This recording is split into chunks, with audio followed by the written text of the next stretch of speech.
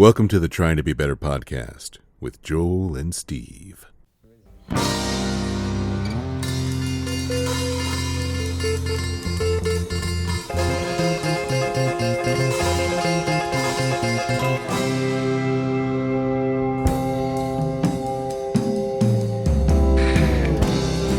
There we go. It's all happening. Everybody. Joel's feeling bananas, so I thought we should hit record right now. Yes, we have no bananas. We have no bananas today.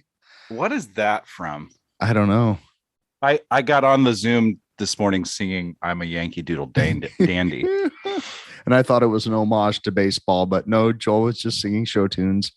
You know, I am excited that baseball season's starting and relatively on time, but I feel like I haven't watched this. I know you don't get it, but I haven't watched a single preseason.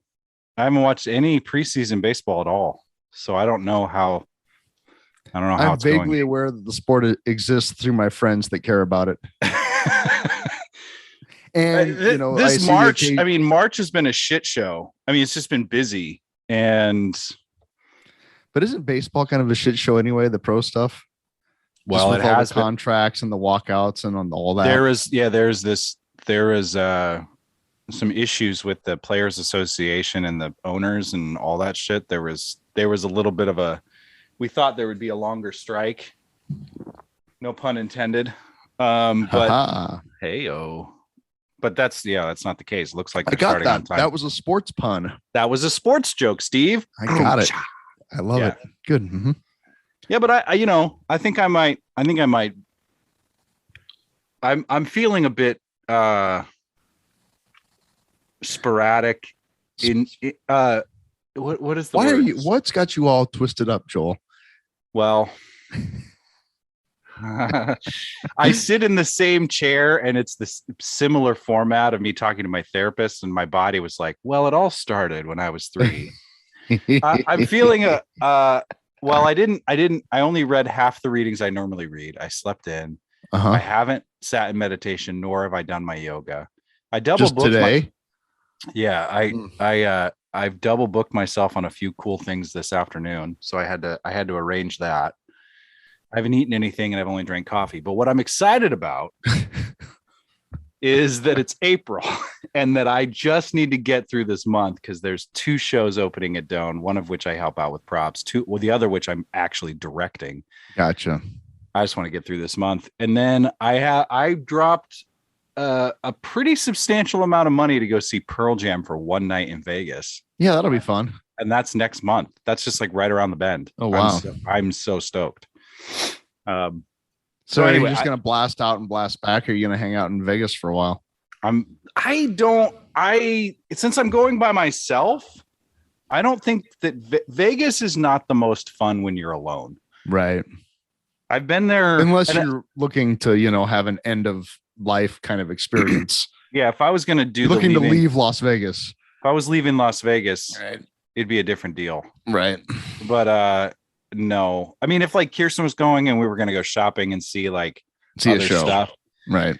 Yeah. But no, I'm going up the morning of the show, which makes me a little nervous. Right. And then I'll probably be the nerd in line getting the poster and the t-shirt. And then I'll, and then I'm going to the show and then I'm flying back the next day. Yeah. Well, that's the joy of doing it by yourself is you can be the nerd in line because nobody's standing there wishing they were someplace else. Nobody's like, can we just go get some nice food and not stand in line for a poster right now? Right. I'm that guy. To date, I've never bought a concert poster. I've never stood in that line. Yeah, I don't care.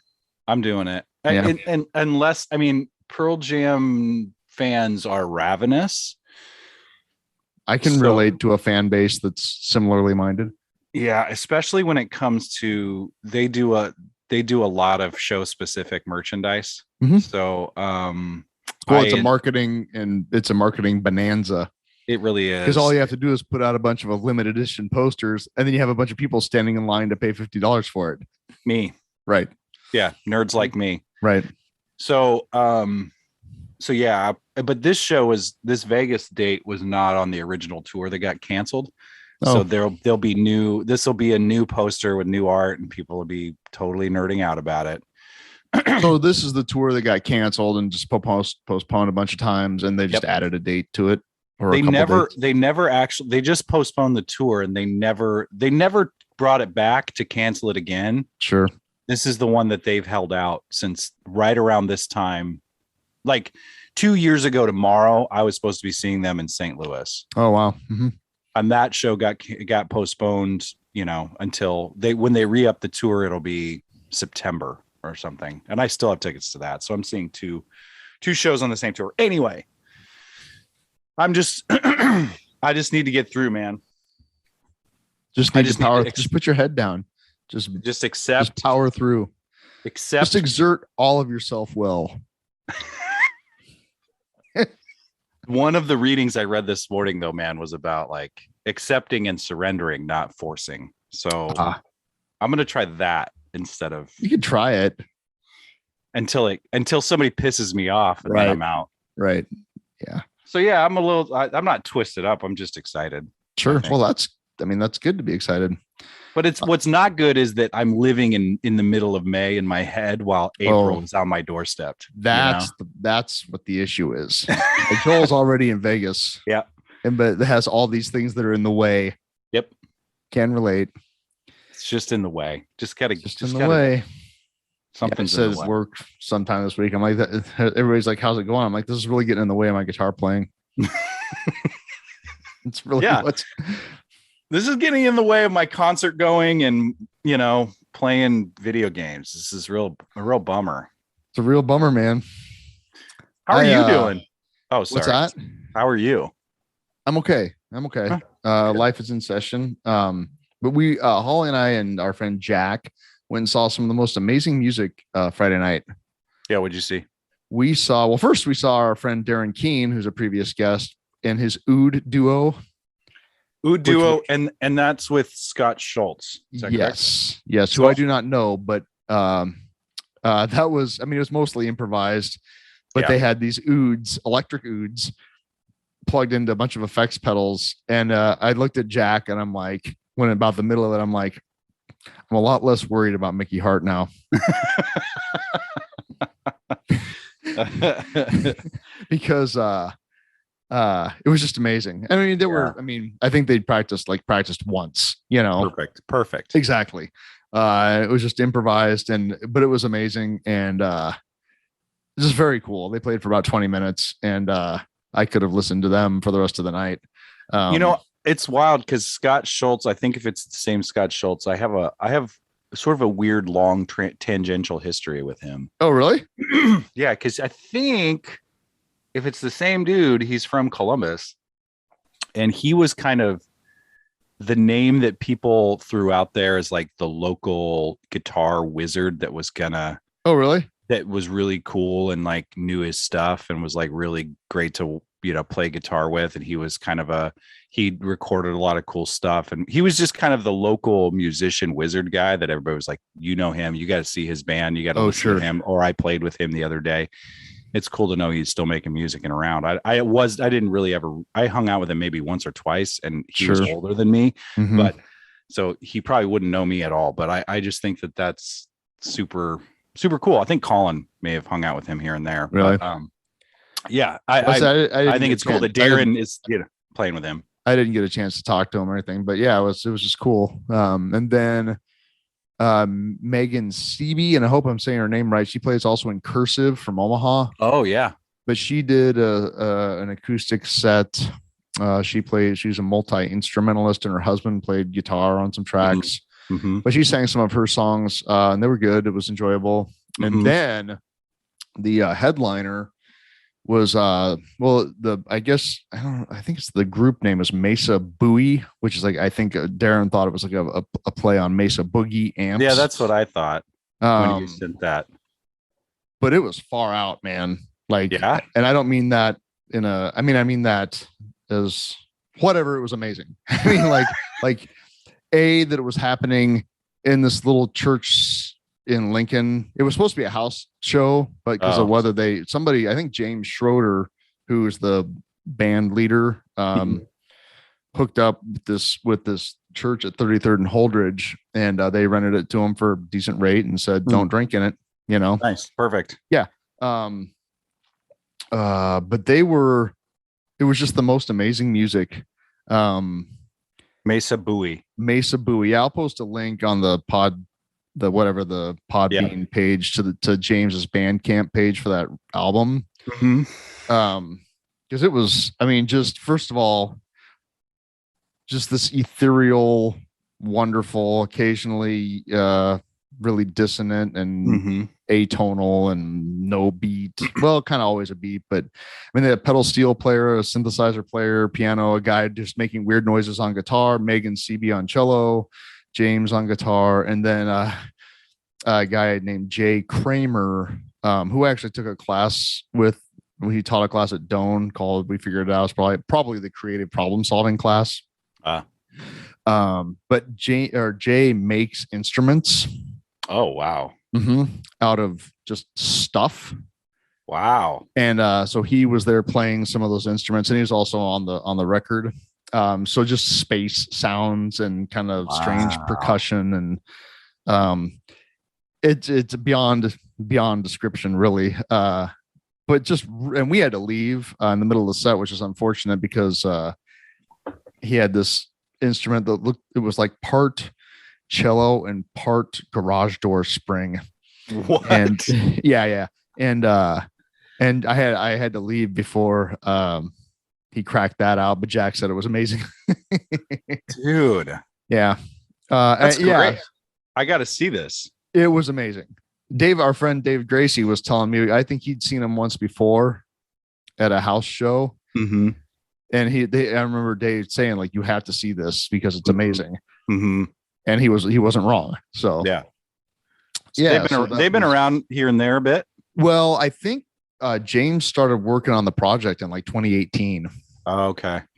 And I don't know the dates, but Darren Keene mastered the LP, which I got a copy of. Darren was kind enough to, because I had to leave, but I wanted to, like, I was asking, like, should we, like, where do we throw a couple bucks in the hat to, support this? And so I slid on my way out the door. I slid Darren a 20, like, give this to whoever, Yeah. Right. And then Darren like followed us out with it. He was like, hold on, man. Because they were selling records. Oh, right. So he was like, I'll get you a copy of the record. Perfect. It was really nice. Yeah. It was cool. Yeah. And I'm glad that he did that because I've listened to it and it's amazing.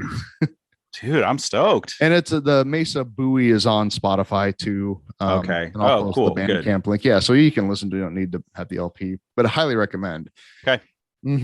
Yeah. It's just a completely, and I know after listening to the LP that a large part of the show was improvised.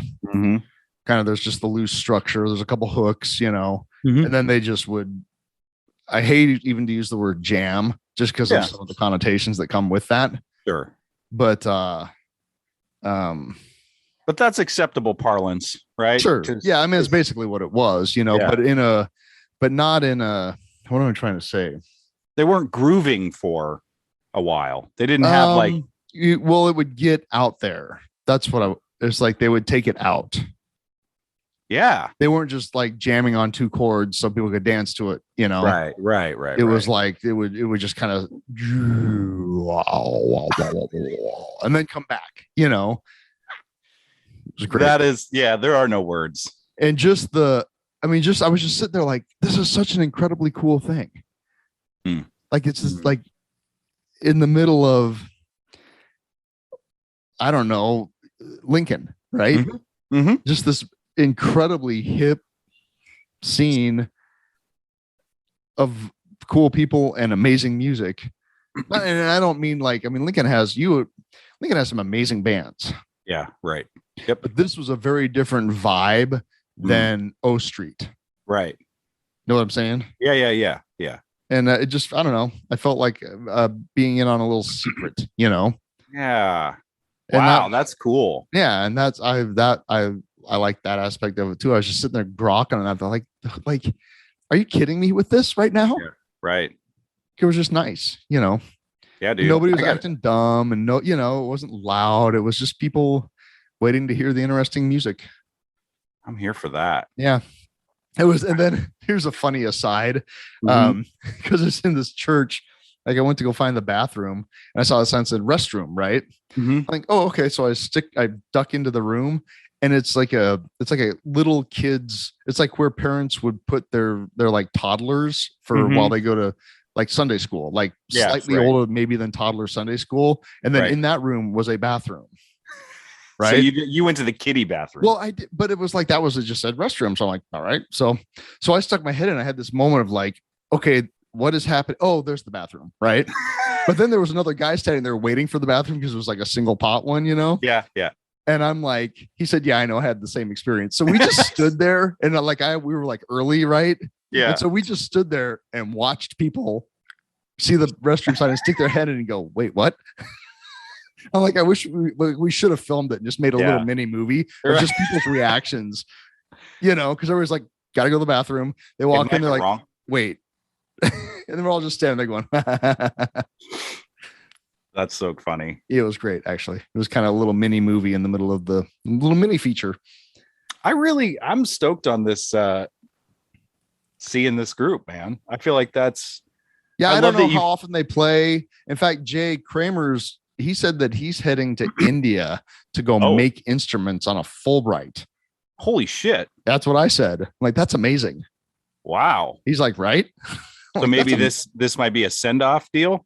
I don't think this was, I think they were billing it as an album release party, which I'm still trying to wrap my head around because the album has been out for a little while. I don't know. Well, a lot of strands in Duder's head. I don't know. A lot of ins and outs. Yeah, a lot of what have yous. I love that though, because I love that it's possible to discover something pretty fucking far out in your own backyard still. Right. Yeah, exactly. That's kind of what I was like, okay, this is amazing. Makes the case, I again, like the antithesis to what I said earlier, like there is the ability for me to go spend a shitload of money to go see a huge band in Las Vegas and spend, all kinds of, wait in the merch line for them. But also remember, go to that weird church and see that weird band in your backyard. Yeah.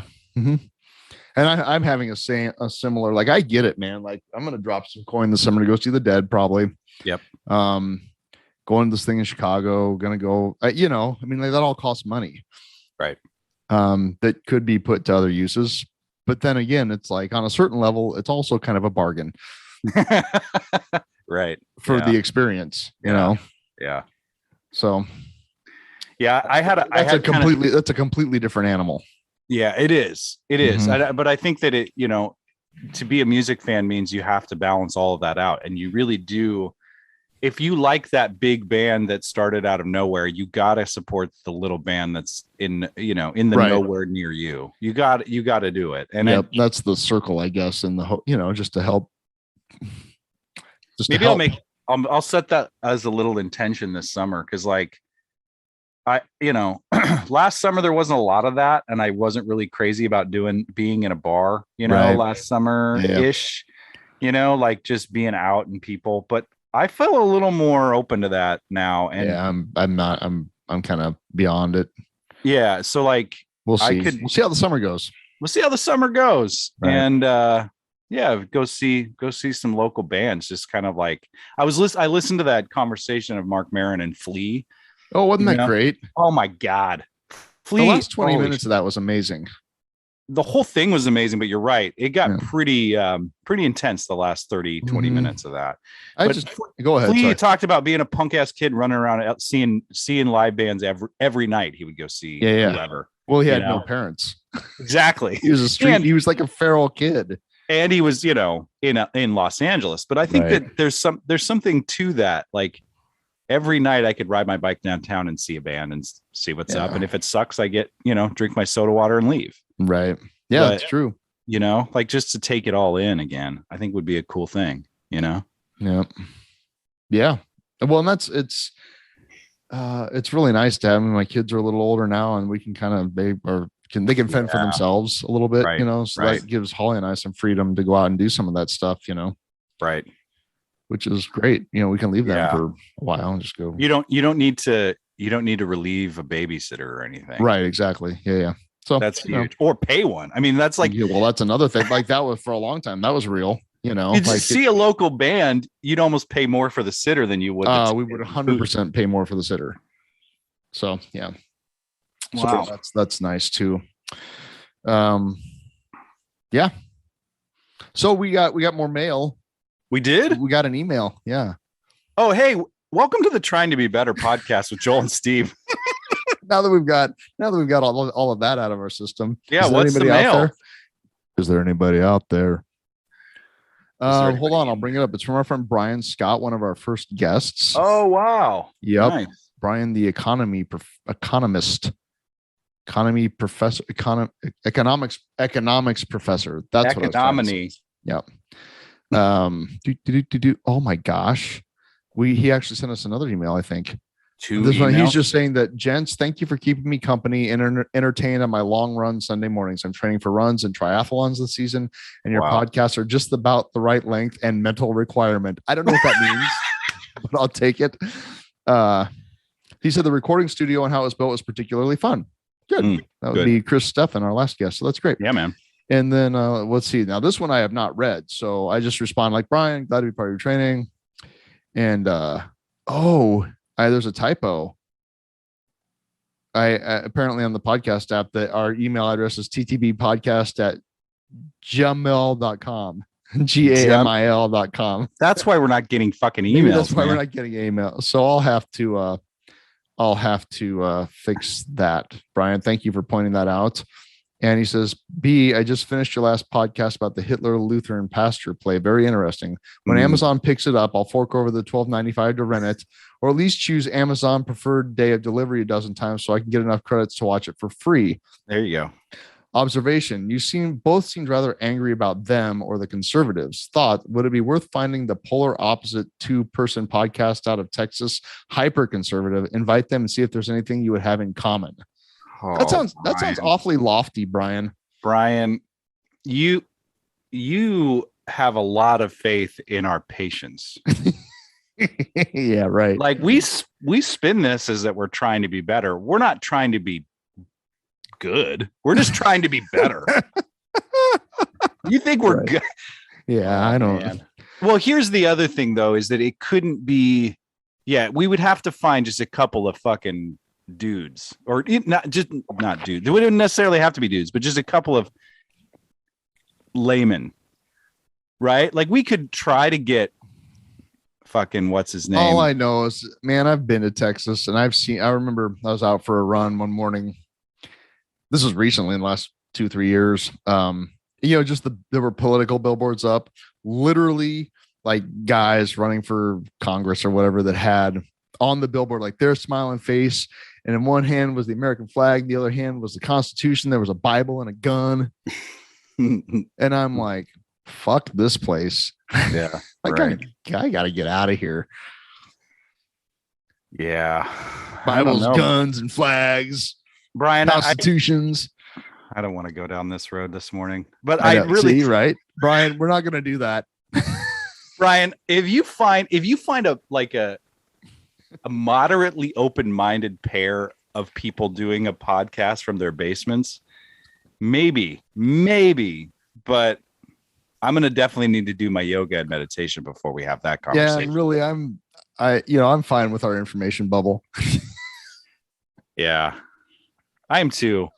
It's also like that. We attend this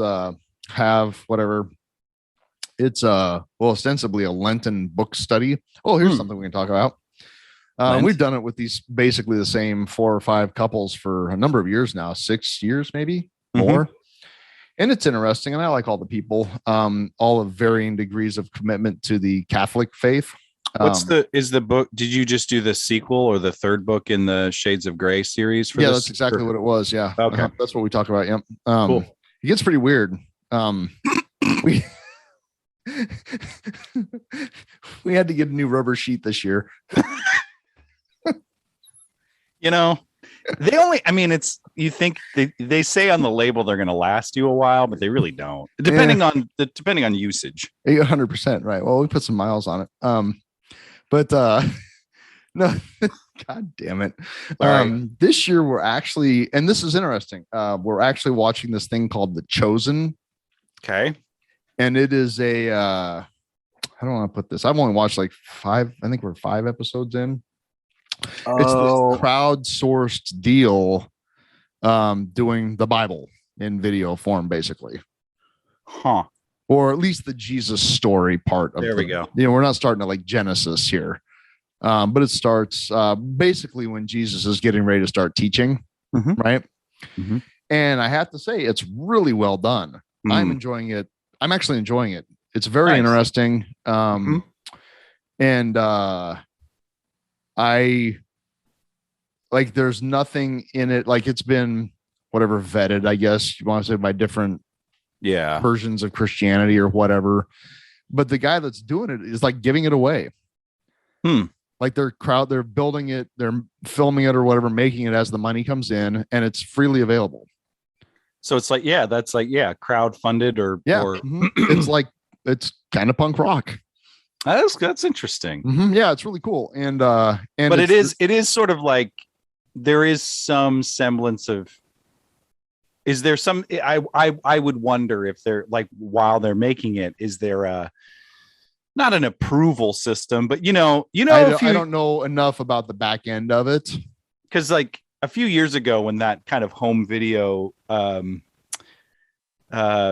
short film about Muhammad came out, it kind of started the whole Arab Spring. Like, you don't want to, do you know what I'm talking about? Yes. I actually know somebody who was in that, who really? did not know what they were doing. Like, they cut it up and like they made that video, and he played a pretty substantial character in that. Yeah. They weren't given the full script. And then after they saw the cut, they didn't know that was the story they were telling. Oh, are you serious? And then went out, and it caused a ruckus, obviously. Anyway, so I just hope that's not what, it doesn't sound like that's what this is. But. Well, I mean, my bullshit detector is pretty sensitive. Yeah, you've got that turned up to 11. Yeah, totally. And my ability or desire to watch anything that's just your cheese monitor is up. It's also cranked up pretty high. And like, this doesn't set any of that off. Oh, good. I mean, so the thing is that whatever, it's been thought provoking and interesting, and I'm always in for a good story. You know what I'm saying? Right. And like we just finished the wedding in Cana where he turns the water into wine. And and regardless of how whether you believe that or not, there's a lot to be taken from the story. Yeah. Which is like, in this one, it was kind of an intense moment where his mom, Mary, is asking him, like, kind of pleading with him to do this for this couple whose daughter's getting married, because they ran out of wine, and like it's going to be a disaster, right? Yeah. They'll be forever shamed, right? Because the daughter's husband's new family is very wealthy and already kind of doesn't like him. So she's just like, will you do this? Do me a solid, Yeah, right. And he's like, I'm not ready to go public yet. And she's like, do this for me. And so he goes and has a moment where he's like, it's like, this is it. I'm about to do something that is going to forever change my life. And depending on how much you believe, the course of history, And it's just kind of like, it's a thought-provoking moment, regardless of whether you believe it or not. Yeah. There's an interesting question of whether, like, the facts versus truth, like the facts of that story, does people mincing up the facts of it affect the truth of it? I don't know. I mean, it's like a story. I mean, the truth of the story is that somebody, and I haven't seen it, so I'm just kind of riffing, but sure, somebody stepping into their position and power, somebody owning their story and saying, what I'm about to do could be is going to be polarizing and he's 100% stepping into the shit. Yeah, right. And and it's pretty intense. And I like the way Like the actor that plays does a great job and is I don't know, it's just kind of it's almost like the whole thing is very humanizing. Mm-hmm. And all the apostles, you kind of get their backstory and like what they were doing prior to running into this guy, Mm-hmm. Yeah. And they told them all to quit your jobs, come hang out with me. Well, and that, I mean, kind of, yeah, it's I don't know, I don't feel like I'm wasting my time watching it. Yeah, that's cool. Yeah, it is. It's pretty neat. And then of course, it leads, then there's discussion, Yeah. And that's always like the people that we do it with they're good people, Yeah. And everybody's trying to be better. And that's kind of, that's kind of the point of getting together, Yeah. And yeah, I don't know. It's been really interesting. Regardless of how you feel about the Jesus, I recommend. It's free. There's a Roku app, so you just click on it and watch. It's great, and the production values are good. It's great. I'm always fascinated too when it comes to like the story of the gospel or story of the Jesus tradition and that particular teacher or whatever. I'm guilty as charged. I definitely kind of like the miracle of it. Like Kirsten and I were talking recently about the whole the crux of the whole deal, right? That for lack of a better way to put it, the resurrection. Yeah. Like there's a lot of conservative Christianity that gets really up in arms about witchcraft and magic and all the things and it's like that little weekend you all had with the resurrection is the most fucked up magical shit. Like, come on. Right. But another thing that really always fascinates me is those miracle stories. And when I was kind of working with the church a little bit, one thing that I heard somebody talk about, I think it might've been the pastor at the time, David Lux. He'd be a far out dude to chat with, but oh yeah. He talked about, the couple baskets of bread and couple of fish feeding the multitudes. He's like, well, whether he, magically sprinkled, fairy dust over it and it multiplied, but what if he taught the group to share? Yeah, right. And exactly. That's the miracle, is that everybody shared and there was enough. Yep. And that, I think, and that's a lot of, well, it's just like Rob Bell says it, like it's a poem. Right.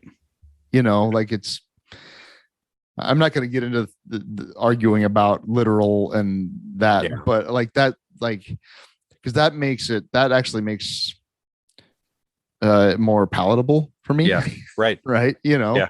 And we do have to take into mind just who wrote this. And then, you get humans involved with it, because I'm pretty sure that there was a teacher in the first century that said things that really pissed off the Romans. Yeah. Right. And that threatened, and people were starting to say like, yeah, I like his way of doing things a lot better than your way of doing things.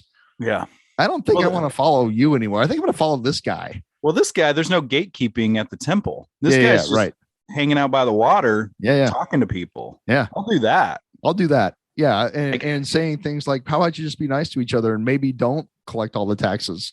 Well, it's fascinating too, to kind of connect the loop. It's like those folks down, like seeing this show. It's like, this just happened. I feel like I was let in on a secret. Like, this is really cool and really amazing. Really amazing. And it does kind of, if you dig deep enough, you're realizing you are sticking it to the man in some way. But I also think, I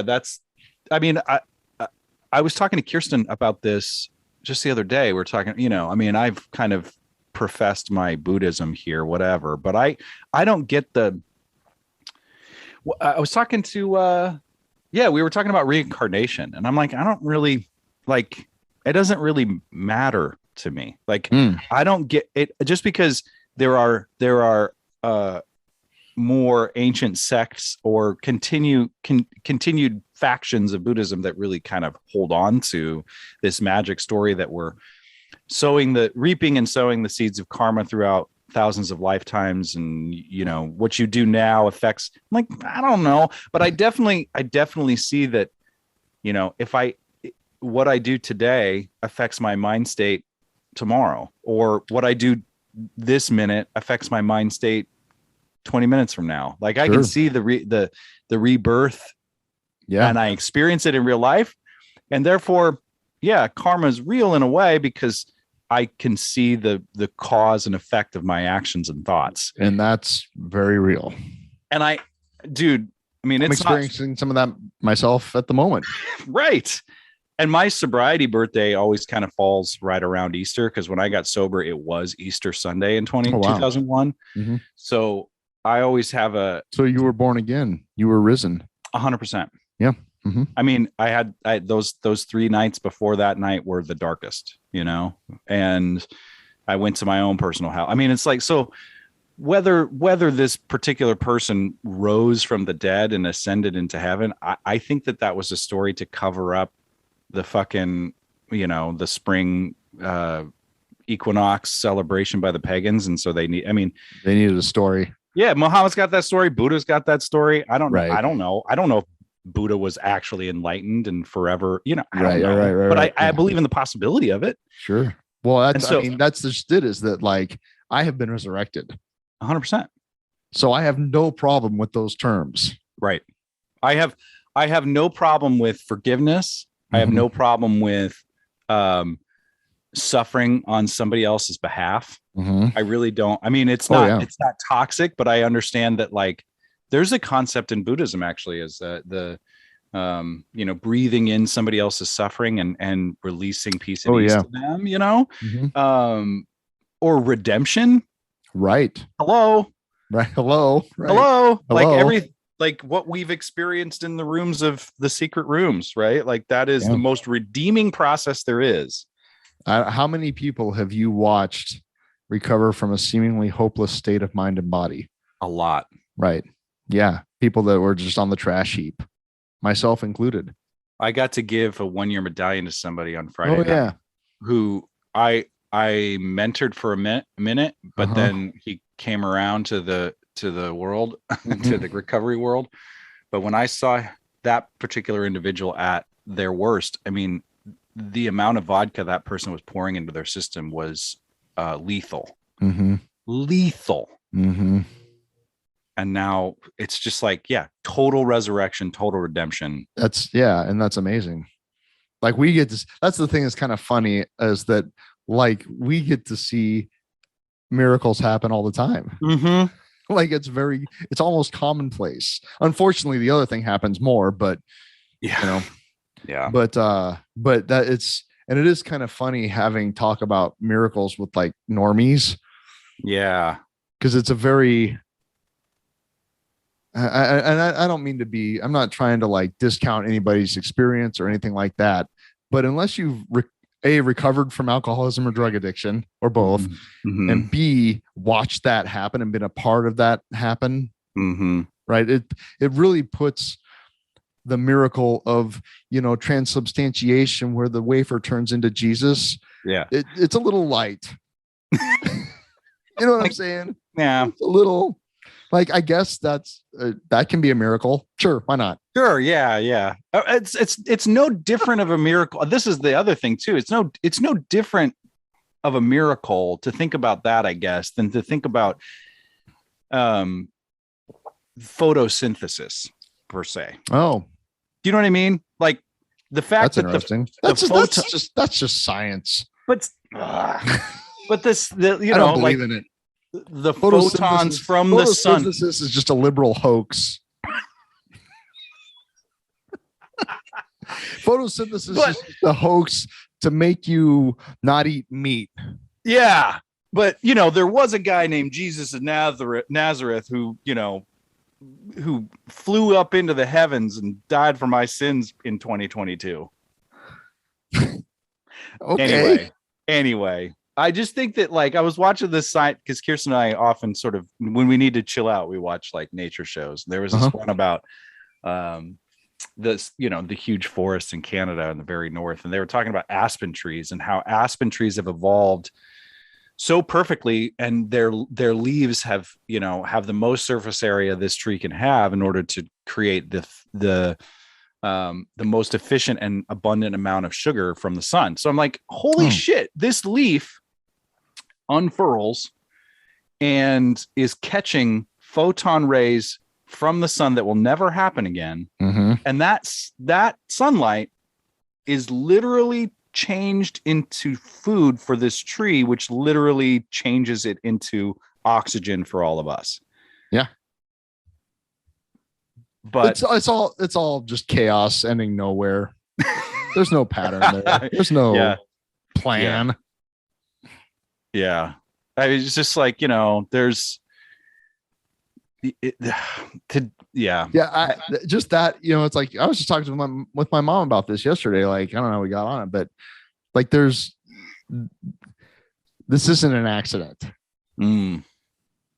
Like, I do believe in some sort of larger order, whether you want to call that the spirit of the universe or divine, whatever. But the odds of us, these two sacks of protoplasm being on a rock hurtling through space, against unmeasurable odds. Yeah. Like, how explain? It's all a fluke. Sure, it's a fluke. Yeah, sure. I can't deny the even in my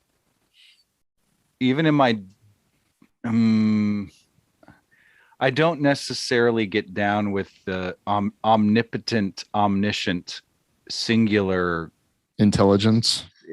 God, sky daddy stuff. Sure. Yeah. But the vast amount of order, or the cosmic order of things, is interesting, because there's no denying, like, photosynthesis is fucking amazing. It's amazing. Or like you said, watching somebody recover from a very obvious hopeless state of mind and body of addiction, and watching them become fruitful and loving members of the world again. It's amazing. Where that's an experience, like our literature says, that we must not miss. No. Mm-hmm. But I think that, and I feel a little remiss about my comments earlier, but like, I think that does happen, like, that happens outside of recovery circles too. We do not have a lock on spiritual growth. Right. And it just tends to be more extreme examples of it. Well, but what your point earlier was really cool. It's like, you can debate whether or not some Jewish rebellious rabbi by the name of Jesus sprinkled fairy dust on some fish and bread and made it, multiple baskets of it. That's not that interesting. What's more interesting is that, did the people share it, or did they feel the vibe to share it? What's even more interesting is, like, what are the miracles happening right around you? Because those miracles are way more relevant. Yeah. Way more relevant. Yeah. Yeah. And it's not a kick in the pants to say, I don't really think that I don't know.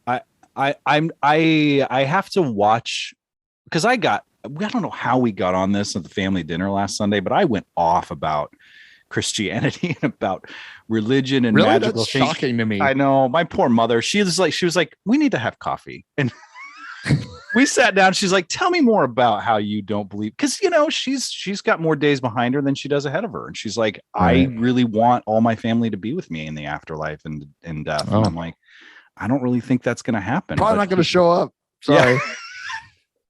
I'm going to be absent again, Mom. Sorry. But no, it's like, I need to watch, because anyway, I don't know that it's not interesting. I like how Rob Bell talks about it. It's not really interesting whether the facts of the passion story are facts. What's interesting is, where do I have to die to my own bullshit, and where does that resurrection come in my own life? And that is as fucking, I'm going through some of that right now. Yeah. Dying to myself and being, hoping, praying for a resurrection. You know what I'm saying? But in order for that resurrection to happen, you have to die to some shit, right? 100%. Yeah. And that hurts, and that sucks. Put myself on the fucking cross. Exactly. Put my own nails in. Right. Mm-hmm. And it's not even that you're driving the nails. You you're willing to march into Jerusalem, whatever that looks like for you. Yeah. 100%. Right. And that's real. Like, that's a great, absolutely. Like, this is it. Yeah. Surrender. Mm-hmm. So a public, not public, but you know what I mean? Like an open Mm-hmm. surrender of, I accept the consequences as a way to be free and to free others. Yes.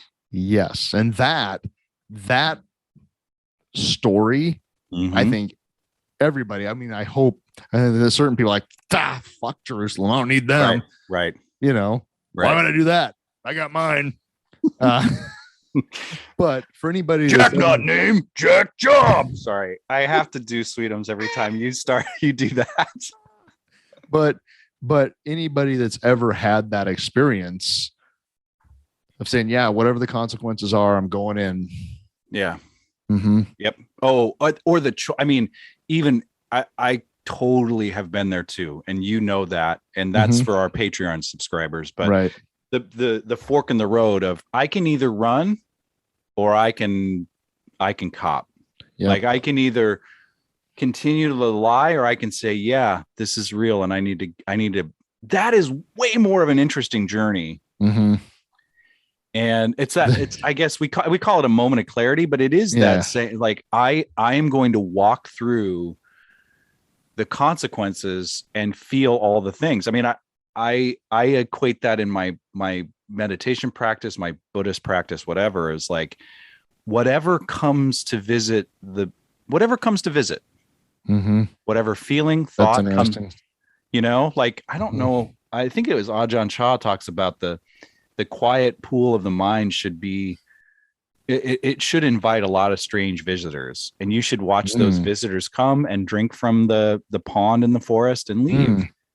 But if you keep, I think it's Ajahn Chah. I don't know that name. Thai forest teacher, master. Yeah. I think Mary talks about that enough that I think I'm equating those two things. But I've enjoyed her subject tangent, her series that she's been doing on the 5 precepts. Yeah, I've been kind of sandbagging those actually, so that I can listen to them. Oh, sure, it's great. It's very good, and it's been like, the timing's impeccable, and I got a lot of work to do. Yeah. I love it. Well, was she, I mean, I was like, well, you know what? If I'm sober, I definitely got the take no intoxicants precept nailed down. And then I'm like, but do I? I scroll through. I'm eating a dozen ho-hos. Exactly. As I come home and hork down half a sleeve of Thin Mints from the freezer. And then I'm scrolling through TikTok for 45 minutes. And then I play Zelda for an hour, like, am I really not intoxicated? Mm-hmm. That all goes back to step 6 in the 12 and 12, man. For sure. For those of you that are unfamiliar with that, in the 12-step AA situation, there's a book called 12 Steps and 12 Traditions. And step 6 is, we're entirely ready to have God. Right. We're entirely ready to have God remove all these defects of character. And it goes through in the basic text of Alcoholics Anonymous. That step gets half a paragraph, a short paragraph. Yeah. It gets like a sentence basically. Yep. But in the 12 Steps and 12 Traditions book, which was written 15 years after the original book was published, it's some of the most dense, spiritual, challenging that I've ever read. Yeah, it's almost like they didn't know enough about what they were writing when they first wrote it, and then they experienced it and realized, we can't erase this now, but we got to deal with this. Let's flesh this out a little bit. And it's awesome. It's very difficult reading. Not because the words are complicated, but because it gets into when you were talking about your recent experience of dying to things and resurrecting things and weeding the garden, if you want to call it that, what have you relearned about being entirely ready? I think that's in flux. Yeah. Changes. But I don't know, man. I mean, it's difficult to be 50 years old and still have to grapple with kind of fundamental core life stuff. Mm. You know, it's not great. But I'm happy to have the opportunity to do it. I think that's the wisdom right there, though, dude. It's like, I am going to seize on this as an opportunity to grow, no matter what false timeline I think I'm not, or I'm not, I should be on. Well, that's interesting. The false timeline. Yeah. Who cares? Well, like, I mean, some people care, but, that's true. but,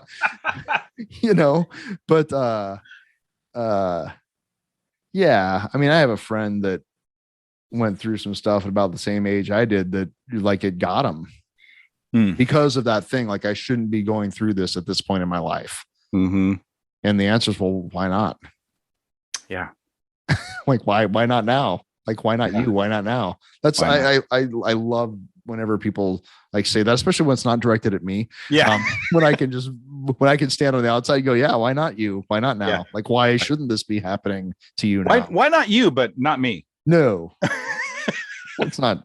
Whoa. Yeah, I mean, I mean, what is life if not a chance to,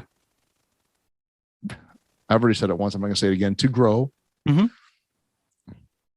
I think about just the mechanics of being entirely ready and actually having that process come to fruition is sort of like what I grappled with letting go of, I now find easy to do. You know what I mean? That's maybe an earmark of that redemption resurrection. It's drinking, or it's bad behavior, or it's self-centeredness, or whatever it is. It's like what I grappled with before about, oh, I don't think I can let that go, or I don't think I can change that, and it's going to be hard to change that. Kind of you made those steps when it's like, oh yeah, that's done. If that even touches on, it's like recoiling from alcohol after being sober. It's like, yeah, I don't need that anymore. That's done. Right. Like the ease with which I can do that is an earmark of how am I really willing to be ready to let that go? Or that's interesting. And that's, I mean, speaking specifically about like booze, like that's a tough one. Yeah. Like, right. If you're not ready, you're going to drink again. Because you can't fathom a solution other than that. Right. Yeah. I mean, alcohol is a solution to alcoholism. It is. It's the most commonly used one, actually. Yeah, it's a solution to it. It really is, because the ism is there whether the alcohol is present or not. And it's like, that's I'm going to be speaking at a meeting here in a week. I know, right? But I like, that's the thing. Whenever I do that, like, that's one of the things that one of my podium quips is, wouldn't it be nice if the solution to alcoholism was just to not drink? I mean, it'd be so easy. Yeah. The only problem is all not drinking does is just pisses alcoholism off. That's all it does. Yeah.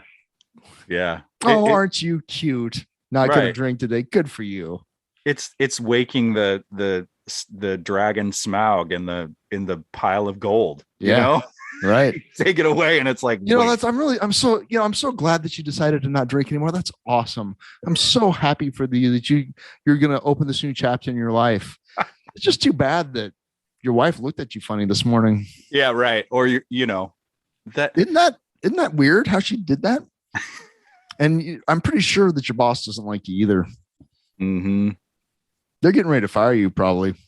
I mean, clearly, because when you said hi to them the other day and they didn't respond the way they normally do, you're on your way out, pal.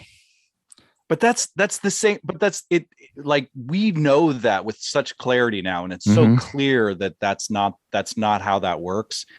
But I think if you read that other 12 and 12 book a lot, that the writer of that makes a lot of similarities and equates a lot of that to the rest of our that addiction is just another defect of character. You can do the same process with that as you can with other things, and that's like fundamental renunciation, if you want to talk Buddhist terms. Yeah, that's renunciation. And that's like I'm getting reintroduced to that concept. Yeah. Or broadening the scope of it, I guess would be a way to put it. Yeah. Mm-hmm. So it's not as hard as you think, man. You've already done it. Right. Sure. It's all good. Just do that. Right. Oh, God. Wow. I think that I didn't expect the correlation of karma, Easter, alcoholism, midlife defects of character. I didn't see all that coming. All rolls into one, man. Yeah, man. Never miss a Sunday show, y'all. That's right. Well, nothing comes for free. Yeah. Mm-hmm. Yep. Mm-hmm. And as a nod to impermanence, there's nothing you can hold for very long. The wheel. How is that? The wheel is coming and you. No, the wheel is turning and you turning. The wheel's turning. You can't slow down. Can't let go, and you can't hold on. Can't go back, and you can't stand still. If the thunder don't get you, the lightning will. I can't even. I can't stay. I can't. My eyes cannot stay dry when I hear those lyrics now. Right. Oh, they can't. It can't. Uh-huh. I'm just to me. That's it's a shorter.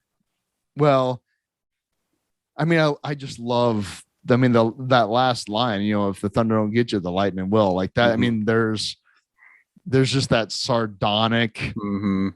smile attached mm-hmm. to that. Mm-hmm. Like, yeah, man. Good luck out there. Well, the wheel is turning. You can't. What I always hear with that too is that you can't. You can try. Mm-hmm. Like you can't hold on, but we all try to hold on. You can't go back, but we all try to go back. Yeah. Like, and that's what keeps you miserable. Yeah. Mm-hmm. Yeah. Yeah. Did I tell you I listened to I was just playing records and my younger daughter and I listened to the second side of Dark Side of the Moon.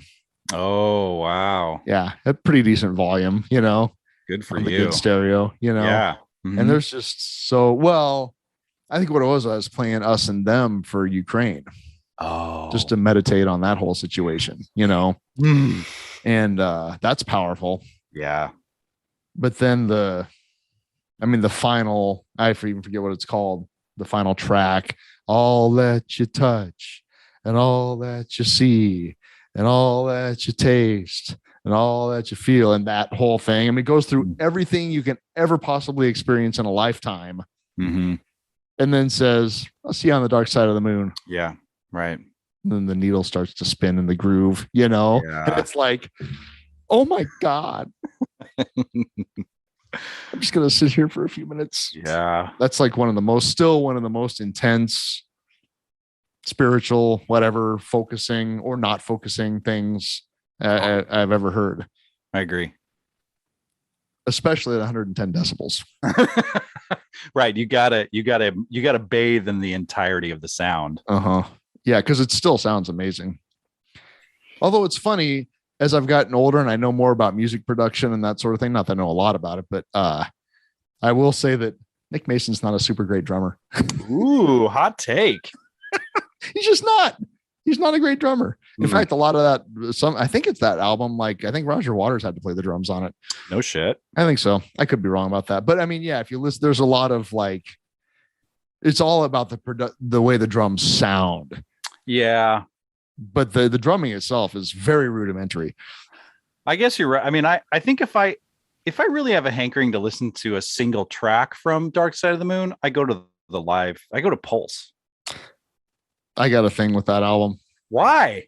Because it sucks. Come on, it does not suck. What the fuck is wrong with you? I came out on the Division Bell tour, which is the worst album ever made. That album got, not that Rolling Stone matters a whole hell of a lot, but they gave it a half a star. The Division Bell? Yeah. I get that. I'm That just saying when awful. they played that live. Whatever. But you can have your experience. It's fine. Yeah, I guess that does point to a certain point in time though. Like, well, and I just have kind of a history and a story with that particular album and the release of it and some people and sure, where they're like, this is the best thing ever. And I'm like, it's a piece of shit. It has a blinking LED light on the cover, and you paid $30 for it. It's a fucking. It's just marketing. It's just Pink Floyd 100% cashing in on a tour, which is fine. God bless them, but it's not even Roger Waters. Fuck you. See, I didn't have any of that story with it. I just listened to it live. I was like, oh, they're coming back to that album live, and oh wow, that's pretty fucking amazing. Sure. So there it is. But the production of Dark Side of the Moon is a headphone bonanza, which Pulse is not. That's true. That's true. Yeah, right. That's real. Like the Dark Side of the Moon, the album sounds amazing still to this day, 50 years later. Yeah. I'm not going to argue with that. It still stands as like one of the most incredible sounding things ever. You know, even if the drumming is kind of not great. I was listening to that really high with my friend Jeremy, and I hope he listens to this podcast still. And we were in a car full of haze, and we were sitting in a public park just listening to it. And we got pelted with snowballs from some punk kids while we were sitting there in the middle of. We were like, we left our bodies and all of that. Right, you know what I mean? And then all of a sudden, halfway through that record, a bunch of punk kids just started pelting the car with snowballs, and we were awesome. like, you know, yeah. So, well, I'm gonna go out and hike at Spring Creek Prairie this afternoon, man. Cool. Yeah. I'm going to feed my dog who's right over here announcing that it's lunchtime. It's lunchtime. Hello. Yeah. It's lunchtime. Well, did we do it? You're just going to have to chill for a sec, kid. I think we did it, man. I was not, this is one of those things where the jam worked out because I wasn't sure where we were headed, but. Well, like that's ever mattered. It's not. Yeah. You got to be open to the ride. That's right. All right. Well, love you. I love you too, Steve. Right on, man. Have a great Sunday. Yeah, you too. Talk to you later. All right. Bye.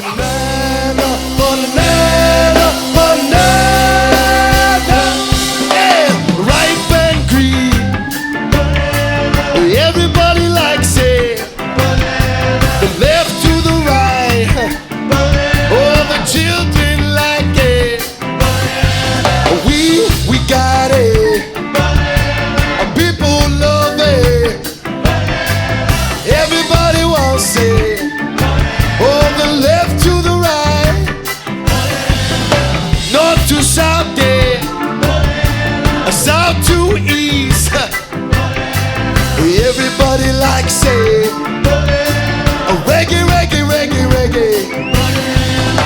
Oh, banana, it's a good banana. My banana. 1, 2, everybody say it with us.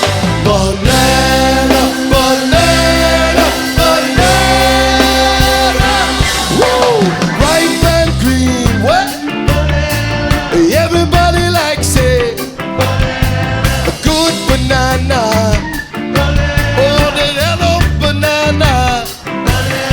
Your grandpa eats it, and your sister loves it. I said, boom, boom, wants it, and Laser eats it. Eggy Doggy wants it, 4,000 likes it. Momo wants it. Oh, I say reggae, reggae, reggae, reggae. Oh, reggae, reggae, reggae, reggae. I say reggae, reggae, reggae, reggae. I say reggae, reggae, reggae, reggae. I said reggae, reggae, reggae, reggae. Up and down, down to left. Everybody likes it. Say 1, 2, 3. Say banana, banana, banana.